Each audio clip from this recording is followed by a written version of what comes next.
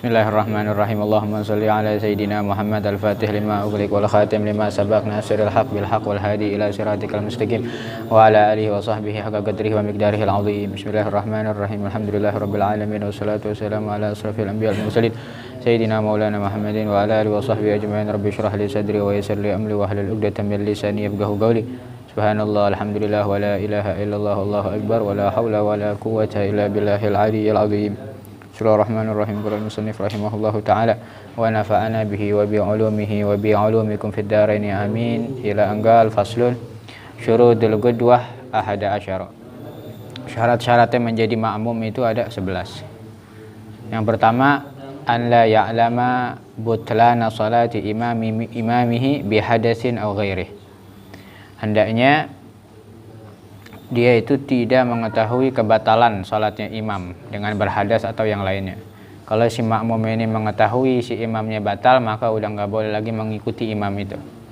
Kalau makmumnya tahu si imamnya ini robek belakangnya, pantatnya robek sarungnya, maka nggak boleh lagi mengikuti si imam. Atau bacaannya salah-salah, si makmum meyakini bahwasanya si imam ini batal salatnya karena salah bacaannya, maka makmum ini nggak boleh lagi mengikuti imamnya. Itu dia. Yang kedua, wa an la ya'taqida wujuba qada'iha alaihi. Nah, hendaknya si makmum tidak berkeyakinan si imam ini wajib diulang salatnya. Kalau si makmum berkeyakinan ya. Contoh, si imam ini adalah salatnya adalah dengan tayamum. Ada air dengan tayamum, si imam ini tayamumnya dengan sebabnya karena faq dan hisi. Faq dan hisi ini yang airnya benar-benar nggak ada dan di tempat yang biasanya ada air. Akhirnya dia bertayamum si imam ini, maka dia maka sholatnya wajib diulang kan.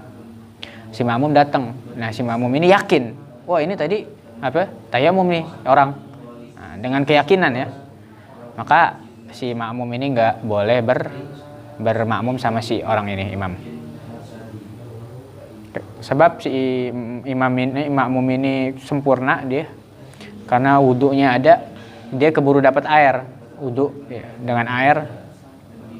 Atau dia memang lagi sakit, contoh lagi sakit, tayamum juga, cuman dia lagi sakit, maka dia tayamum kan.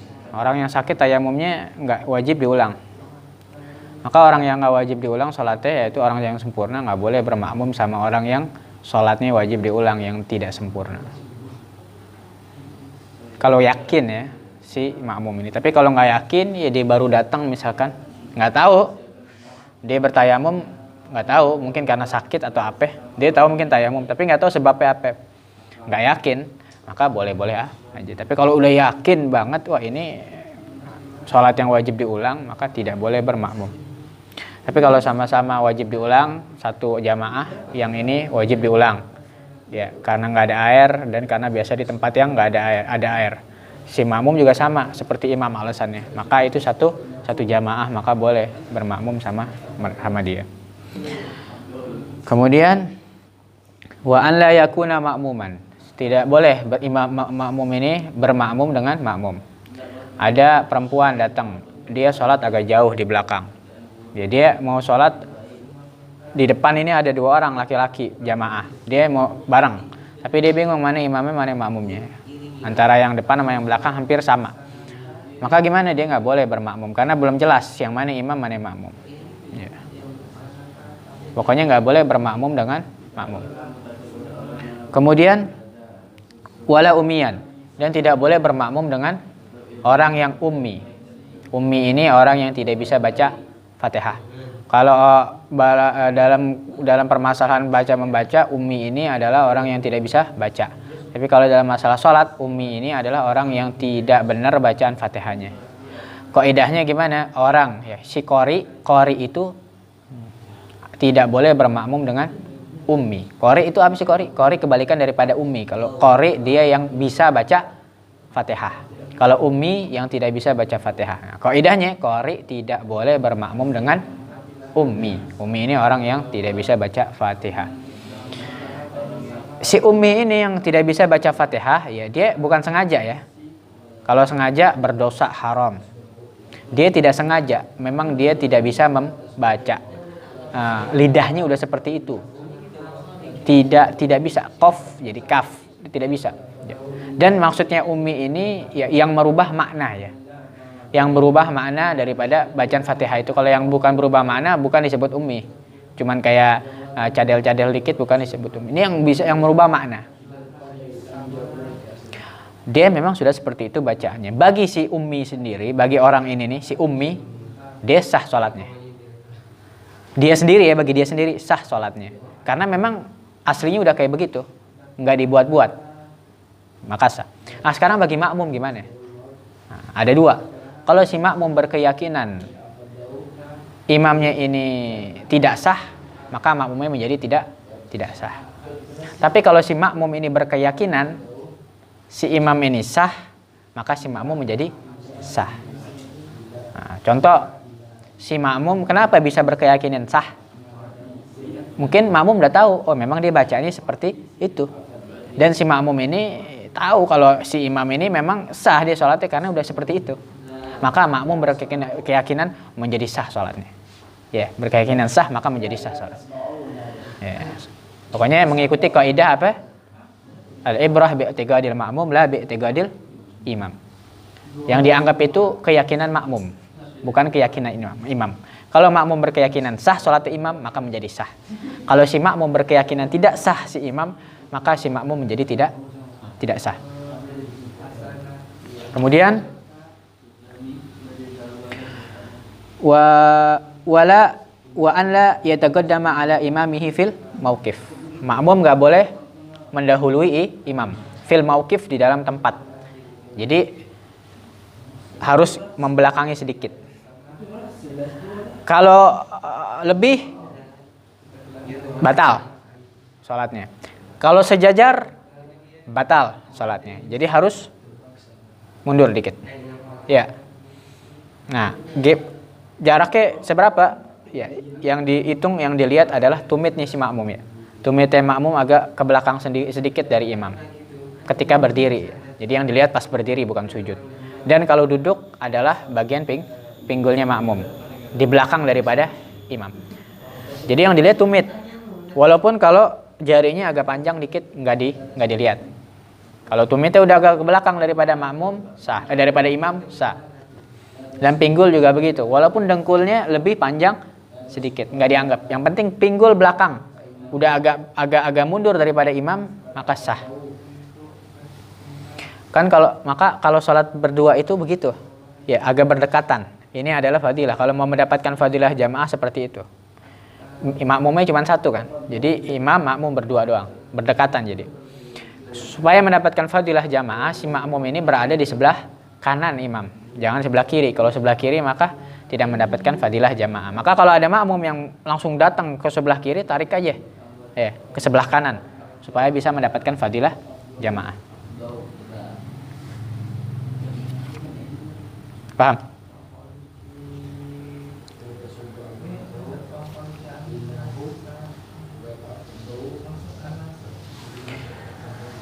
Dan ada catatan dikit, makmum ini harus ada di belakang imam. Kecuali ya di beberapa tempat.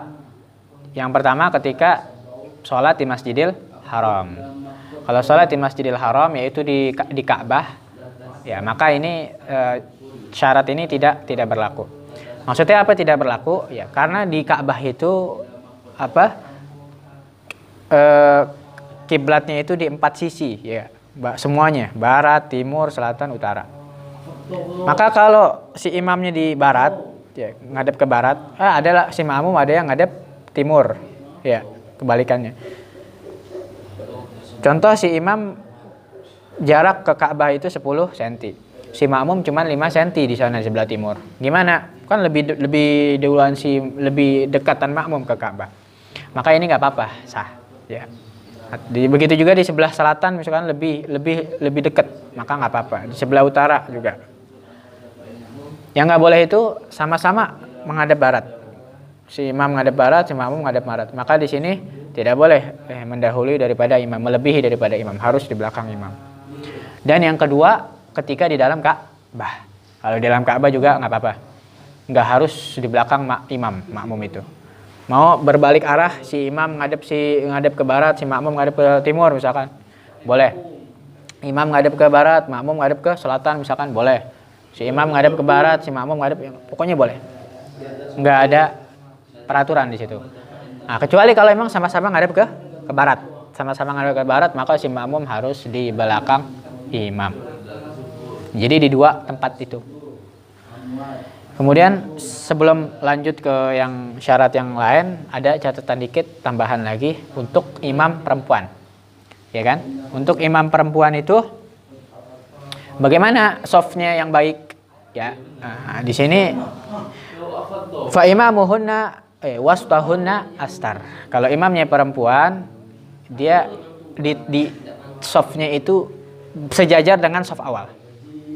Sejajar dengan soft yang pertama, maju sedikit, dan di tengahnya ya, karena itu lebih tertutup ya.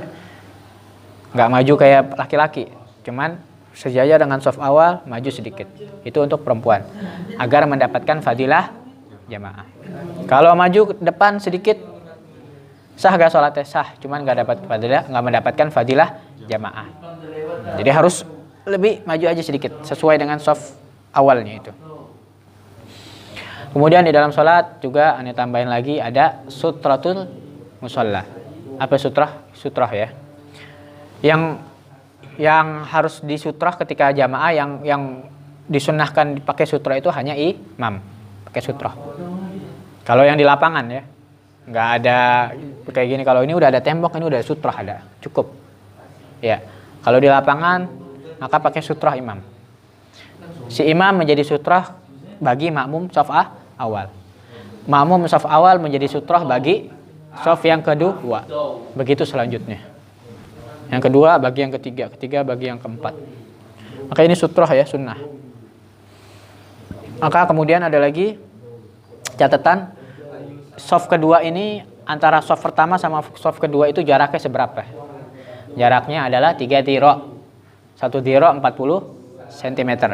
Kalau 3 dhira berarti 120 cm. Harus 120 cm, itu pas itu sama tempat sujud kita.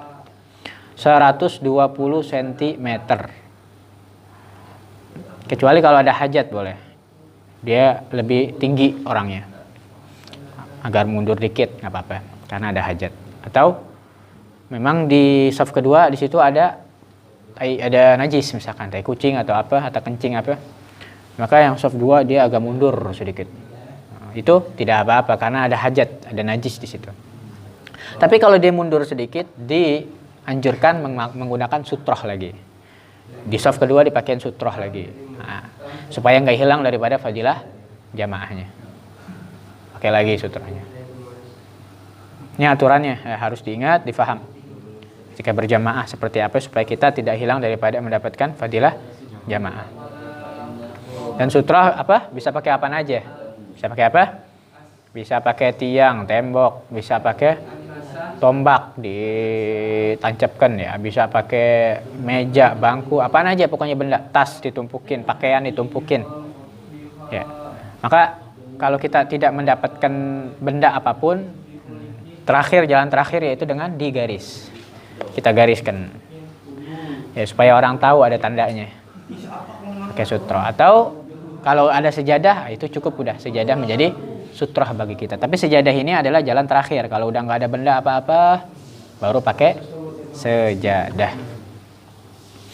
Paham ya? Ini hati-hati nih sutroh ya. Jangan disepelekan, harus diingat terus ya. Sutroh ini ya biasanya banyak ditinggalin bahkan sama para santri juga kadang ditinggalin. Ya, sunnah ini. Ya, bahkan ada sebagian ulama yang mengatakan ya, kalau meninggalkan sutroh ini berdosa. Ya, makanya nggak mungkin pakai sutroh. Apaan aja, ya. Kalau jamaah laki-laki dan perempuan gimana? Laki-laki di depan, perempuan di belakang. Jadi nggak seperti laki-laki sama laki-laki berdua. Kalau ada makmum anak kecil gimana? Dia berada di mana? Nah, kalau anak kecil bebas. Ya, anak kecil laki-laki ya. Bebas dia. Mau di saf pertama boleh, saf kedua boleh, saf ketiga boleh. Jadi di sini tidak ada aturan batal atau enggaknya atau hilang fadilah jamaah, enggak. Kalau ada anak kecil di awal jadi hilang fadilah jamaah, enggak ya, tetap mendapatkan fadilah jamaah. Jadi tapi urutannya gimana? Yang saf pertama itu dewasa diutamakan, kemudian anak kecil, kemudian baru perempuan. Tapi kalau anak kecil mau di depan nggak masalah juga, ya.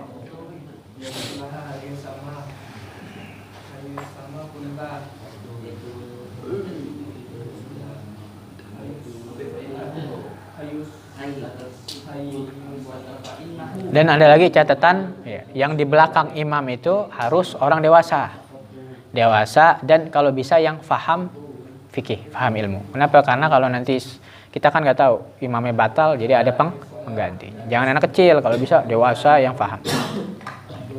Kemudian ya keluar daripada shaf sendiri, misalkan shaf pertama udah penuh, kemudian dia buat shaf aja sendiri di belakang. Sah gak sholatnya? Sholatnya sah, cuman kehilangan daripada fadilah jamaah. Terus gimana? Ada pertanyaan, kalau shaf awal udah padat penuh, ya mau nggak mau kita di belakang sendiri, terus gimana? Kita hilang dong fadilah jamaahnya. Nah, ini bisa kita jawab, yaitu caranya gimana supaya mendapatkan fadilah jamaah? Kita tarik orang yang di depan kita, tarik aja ke belakang. Kita colek ya, tarik ke belakang supaya dia mendapatkan fadilah jamaah. Tapi dengan syarat. Apa syaratnya? Yang pertama adalah shaf yang di depan lebih daripada 2 orang. Lebih dari 2 orang. Jadi ketika ditarik yang di depan masih banyak juga. Kalau cuma 2 orang doang kan, kalau ditarik yang di belakang, di depan tinggal 1 lah, tinggal sisa 1, sama aja ya. Jadi harus lebih dari 2. Kemudian syarat yang kedua adalah kita menduga orang yang kita mau tarik ini paham ilmunya.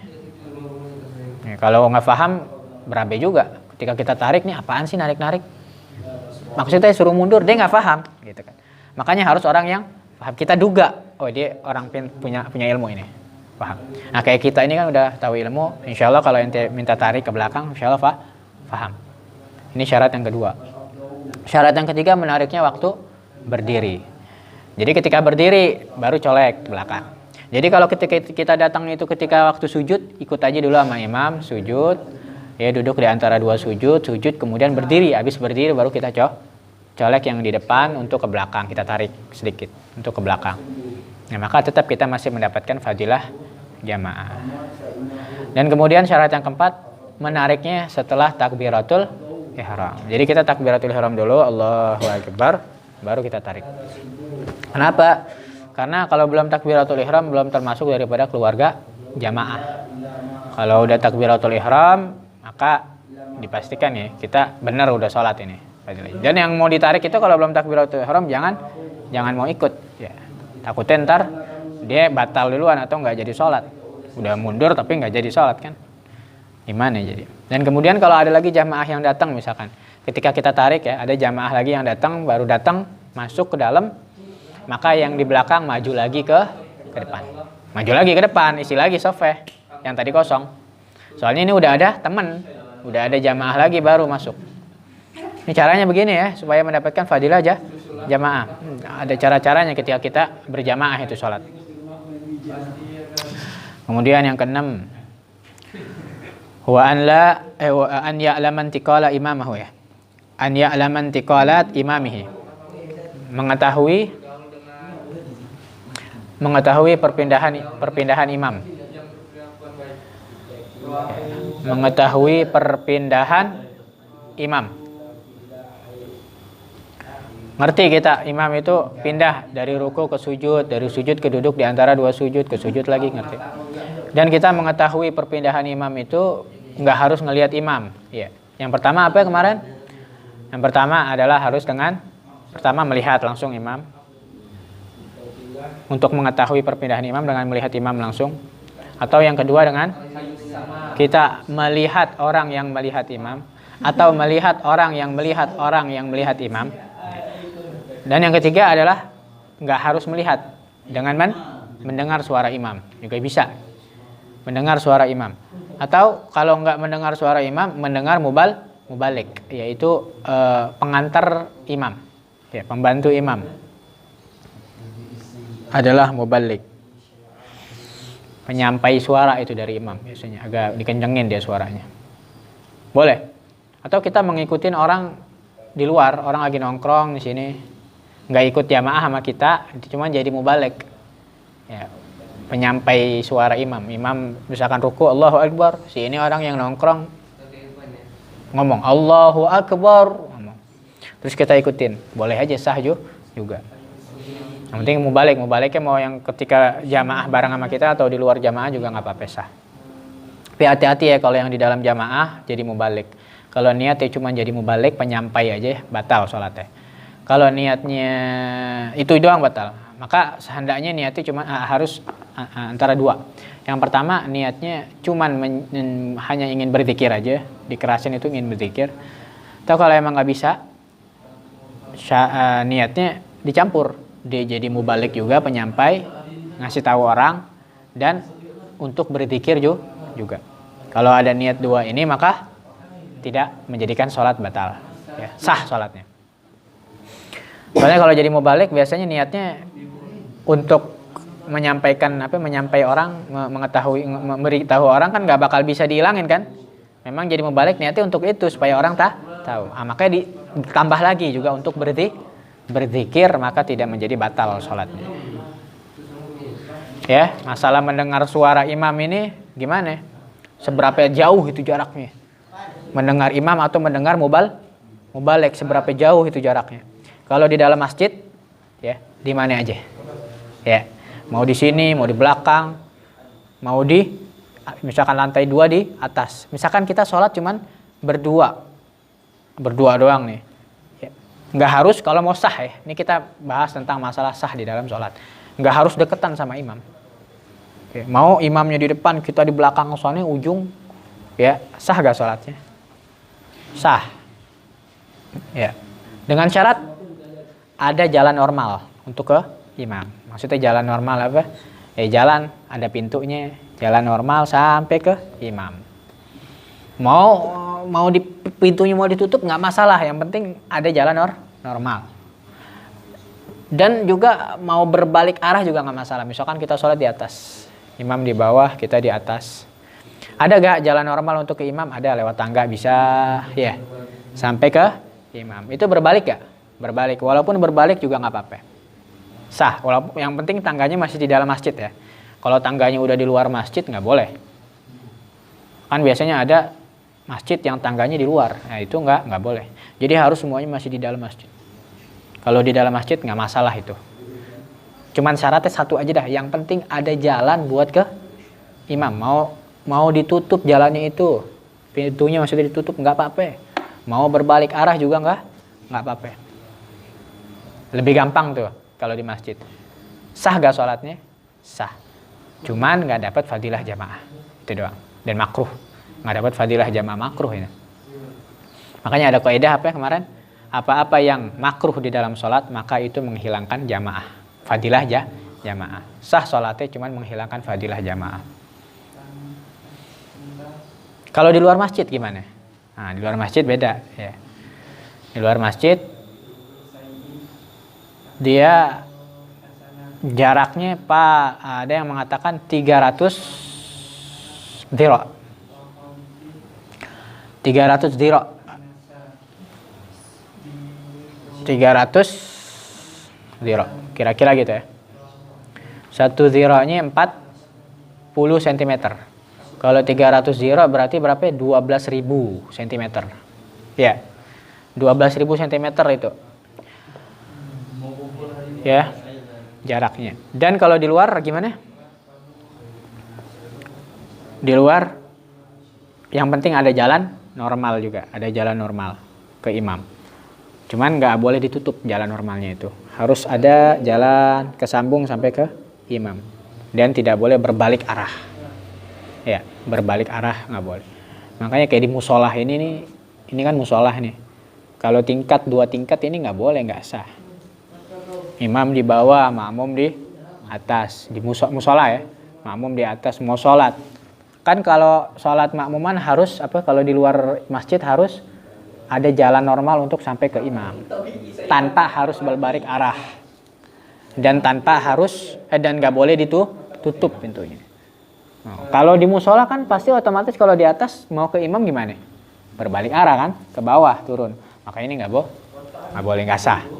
Udah itu doang sih syaratnya. Jadi yang penting denger aja imam sah, tahu dah kita. Tapi kalau nggak tahu, sama sekali nggak denger, sama sekali nggak tahu gerakan imam, ya gimana mau ngikutin? Nggak bisa, susah. Ya, ntar jadi kacau, jamaahnya jadi kacau, nggak bisa. Jadi harus minimal denger lah, atau minimal denger mubalek, penyampai daripada suara imam. Kemudian dikit lagi nih. Kemudian wa an yajtami'a fi masjidin. Harus berkumpul di masjid. Kalau di dalam masjid namanya udah berkumpul. Jadi harus berkumpul. Jamaah itu harus berkumpul. Kalau di masjid itu namanya udah berkumpul. Mau di sini sama di sono dinamakan berkumpul. Mau di depan sama di atas dinamakan berkumpul. Walaupun berjauhan. Itu udah disebut berkumpul. Yang penting syaratnya tadi ya sama. Harus ada jalan normal. Mau dia ketutup atau berbalik nggak masalah kalau di masjid. Kalau di luar dikatakan berkumpul itu apa? Fi salasi mi'atin ziro, yaitu 300 ziro. 300 ziro itu 12.000 cm. Nah, itu dikatakan berkumpul. Kalau lewat daripada 300 ziro udah nggak dikatakan berkumpul lah lagi. Kumpul gitu, berkumpul. Nggak dikatakan berkumpul, namanya udah berpisah, itu tidak sah sholat jamaahnya. Ya. Dan begitu juga sama, harus ada jalan normal, tidak boleh tertutup dan tidak boleh berbalik arah. Kemudian, ini udah berapa menit? Kemudian wa an yanwiyal qudwata awil jamaah. An yanwiyal qudwata awil jamaah, harus berniat qudwah. Berniat makmuman atau jamaah. Sama ya, kalau makmuman harus niat makmuman. Wa an yatawaqqafa nadbu salataihima, harus ada kesamaan irama atau aturan salatnya. Kesamaan ada sama. Salat apa yang sama? Salat duhur sama asar boleh, sama kan iramanya. Salat subuh sama zuhur boleh jamaah. Sama kan? Iramanya sama. Maka itu boleh. Cuman kalau yang berbeda irama, sholat maghrib sama sholat isya, beda gak iramanya? Beda. Sah gak sholatnya? Sah. Nah, cuman tidak mendapatkan fadilah jamaah. Kalau yang berbeda satu irama, maka sah sholatnya tapi tidak mendapatkan fadilah jamaah. Itu aja ya. Nah, dan begitu juga kalau sholat sunnah nih, misalkan dia lagi sholat sunnah ba'diyah duhur 2 rakaat. Kita datang sholat asar, sholat maghrib, sholat duhur, fardu duhur, makmuman sama orang yang sholat sunnah. Sah gak sholatnya? Sah. Cuman gak mendapatkan fadilah jamaah karena bermakmum sama yang sholat sunnah. Nah, kalau bermakmum sama yang sunnah maka mendapatkan fadilah jamaah. Cuman sah sholatnya. Ya. Terakhir, wa an la yukhalifahu fi sunnatin fahishatil mukhalafah. Ini dikit nih. Ya. Seorang makmum ya nggak boleh berbeda dengan imam, nggak boleh berbeda dengan imam di dalam kesunahan dengan perbedaan yang fahisyah, perbedaan yang sangat yang terlihat banget, yang jelas. Contoh, si imam sujud tilawah, tahu kan sujud tilawah, habis baca Quran, sajadah tuh sujud si imam. Si makmum nggak mau sujud, nah ini kan perbedaannya jauh kan. Si imam sujud, si makmum berdiri, diem aja, maka ini nggak sah, batal sholat. Atau si imamnya nggak sujud, si makmumnya sujud, maka ini juga nggak sah, karena perbedaannya sangat.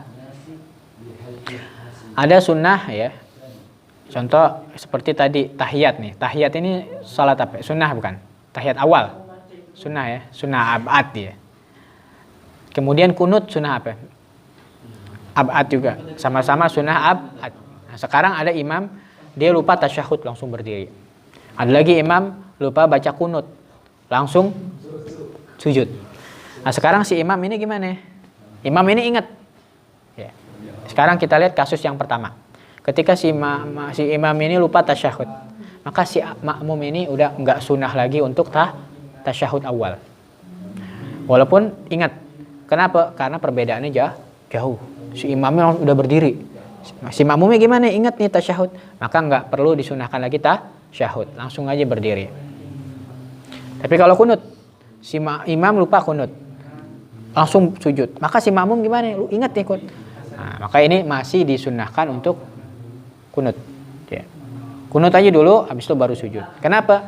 Karena perbedaannya normal aja, perbedaannya nggak ada yang aneh, perbedaannya tidak syadidah, ya tidak terlalu nampak. Baca kunut langsung sujud. Dan baca kunutnya ini jangan baca kunut yang sempurna. Allahumma hadini fi man hadait wa afini fi. Nanti kelamaan ketinggalan sama imam. Baca kunut yang penting baca kunut dan doanya yang penting cepat aja, Rabbana atina fid dunya hasanah wa fil akhirati hasanah wa qina adzabannar, cukup. Habis itu sujud ikut lagi sama imam. Jadi ada yang perbedaannya itu jelas, ada yang perbedaannya ringan. Kalau yang perbedaannya ringan seperti kunut masih tetap disunahkan untuk makmum ini masih disunahkan untuk melakukannya. Paham? Terakhir, wa an yuta bi'ahu, dan hendaknya si makmum ini mengikuti si imam. Mengikuti, jadi harus imam duluan walaupun sedikit. Ya. Kalau mendahului imam gimana? Kalau mendahului satu rukun haram. Kalau mendahului dua rukun haram dan batal.